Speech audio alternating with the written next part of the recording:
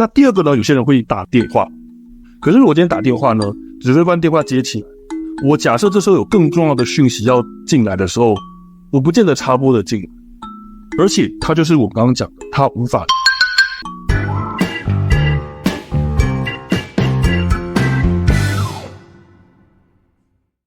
Hello， 大家好，我是93先生，很高兴你继续收听这个频道，让你朝安全又迈向一步。嗨，我是晶晶，大家晚安。晚安。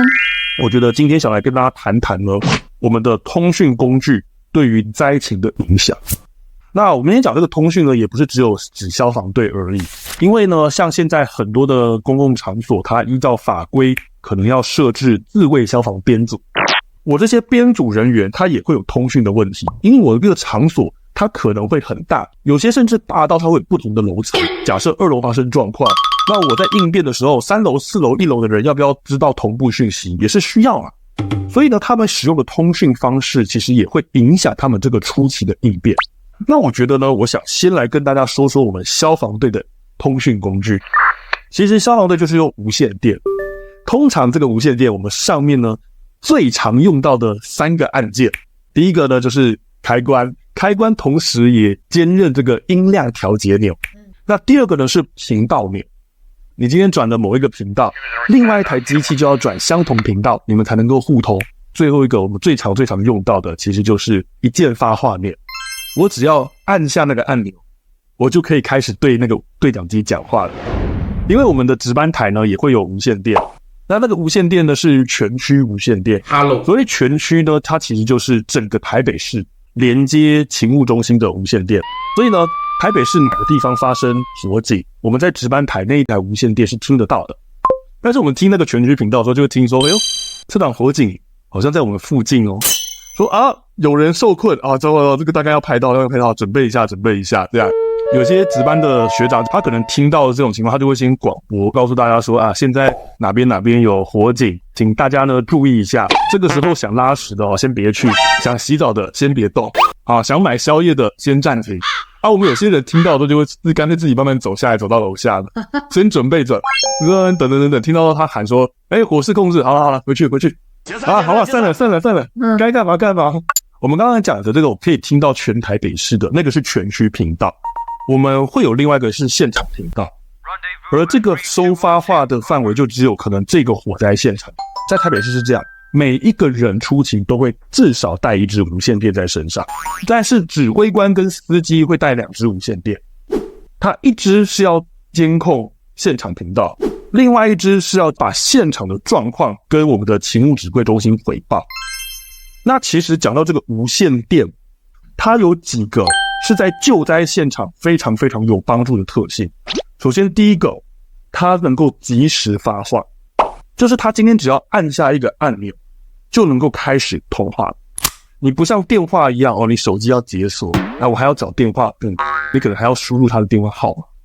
那第二件事情，你发话的时候你不需要等待对方回应，因为有时候我们在忙，我可能手机放口袋里，我没有接起来，那我就没办法听你要讲什么。你今天用无线电完全没这个问题，无线电你只要挂在身上，对方讲话他自己声音就出来。那另外第3个就是它可以1对多群呼，只要大家调相同频道，我按发话键一讲，全部的人就会都听到。那我真的认为啦，在救灾现场，在灾害现场使用无线电做通讯是最方便的工具。可是呢，去帮一些场所做演习辅导的时候啊，最常看到的大家都是用什么东西代替呢？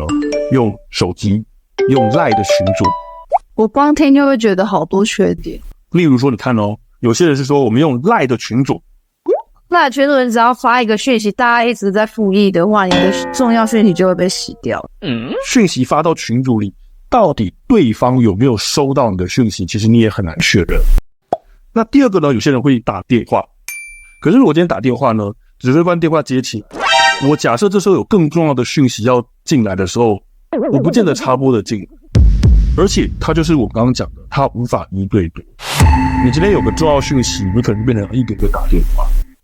最常见的是这2种方法，但是它都有这些缺点。那你说无线电有没有缺点呢？我觉得也有。第一个就是它当然经费预算需要额外添购设备，而且你要它用得好，其实它是要有要领的。那变成是不是我们还得额外花时间去训练大家这个不熟悉的东西？所以其实我觉得现阶段很多场所他们没有去选择用无线电，我觉得也有它的难处在。好，那我觉得我这只是跟大家分享一下，我觉得其实通讯工具的选择跟通讯工具的使用方式，它其实不能够等闲视之。今天你选择用 LINE 或是选择手机，好，我不能说它错，我只是说它有一些缺点，你可能要去思考一下。我们应付小型灾害不会出问题，但是应付到比较复杂的灾害的时候，其实这个它可能会给你带来致命伤，可能要思考清楚，我可能会遇到哪些缺口，而我要用什么方式去弥补这些缺口。